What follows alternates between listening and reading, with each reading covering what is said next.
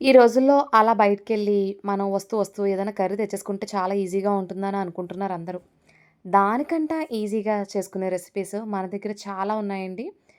ముందుగా ఆనపకాయ పులుసు ఎలా చేయాలో చూపిస్తున్నాను. ఏంటంటే ముందుగా ఆనపకాయ ముక్కలు కట్ చేసేసుకొని కుక్కర్‌లో అయితే వేసేసుకున్నా. అందులోనే ఉల్లిపాయ, పచ్చిమిరపకాయ, కొద్దిగా వాటర్ వేసేసి ఒక 3 విజిల్స్ రానిచ్చా. 3 విజిల్స్ వచ్చిన తర్వాత చూస్తే ఇలా ఉంది. జస్ట్ ఒకసారి అటు ఇటు మెదుపుకోండి. మెదుపుకొని అందులోని రుచికి సరిపడగా ఉప్పు, కొద్దిగా పసుపు. నా దగ్గర చింతపండు పేస్ట్ ఉన్న మూలన వేస్తున్నాను. లేపోతే ఒక చిన్న నిమ్మకాయ సైజ్ అంత చింతపండుని రసం తీసి ఇందులో యాడ్ చేసుకోండి. అందులోని మీ రుచికి అనుగుణంగా బెల్లం. బెల్లం ఇష్టం లేకపోతే స్కిప్ చేసేయొచ్చు. నేను చింతపండు రసం వేయలేదు కాబట్టి ఇక్కడ వాటర్ వేసుకుంటున్నాను. వీటన్నిటిని ఒకసారి కలిపేసుకొని స్టవ్ మీద పెట్టేసుకుందాం మళ్ళీ. ఇప్పుడు స్టవ్ వెలిగించుకోండి. మరొక దాని మీద స్టవ్ వెలిగించుకొని పాన్ పెట్టుకొని అందులోనే ఆయిల్ వేసేసాను.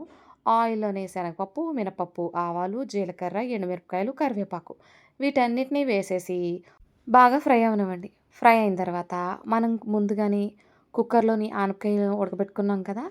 అది దగ్గర పడుతూ ఉంటుంది. అందులోని ఈ పోపు కాస్త వేసేయండి. అయినా కూడా పలచగానే ఉంటుంది. థిక్ కన్సిస్టెన్సీ అయితే రాదు. ఇప్పుడేం చేస్తారంటే ఒక చిన్న బౌల్ తీసుకొని అందులోని వరిపిండయితే వేసుకొని అందులో కొద్దిగా వాటర్ పోసుకొని మిక్స్ చేసుకోండి ఎక్కడ ఉండలేకుండా.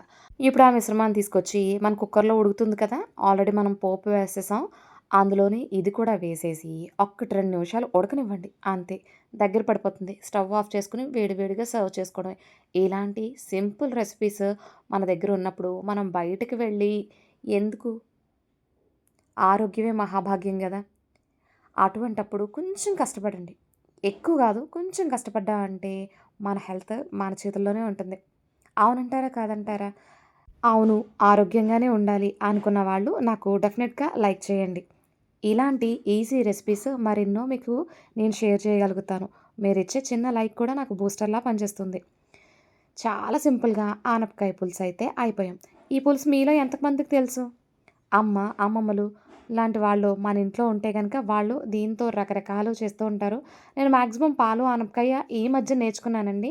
ఇదైతే చాలా సంవత్సరాల నుంచి నాకు తెలుసు పాలు, ఆనపకాయ మాత్రం రీసెంట్‌గా నేర్చుకున్నాను. చాలా సింపుల్‌గా అయిపోతాయి. ఆనపకాయతో నేను వడలు కూడా చేస్తాను. దాన్నెలా చేశాను అన్నది మీకు డిస్క్రిప్షన్‌లో లింక్ అయితే ఇస్తున్నాను. తప్పకుండా చూడండి. మీకు నచ్చితే గనక మీరు ట్రై చేసి బావుంది అన్న కామెంట్ డెఫినిట్‌గా నాకు చేస్తారు. ఎందుకంటే అంత ఈజీగా ఆనపకాయ వడలైతే నేను చేశాను. వాటిని మనం బ్రేక్‌ఫాస్ట్‌లో కూడా తీసుకోవచ్చు.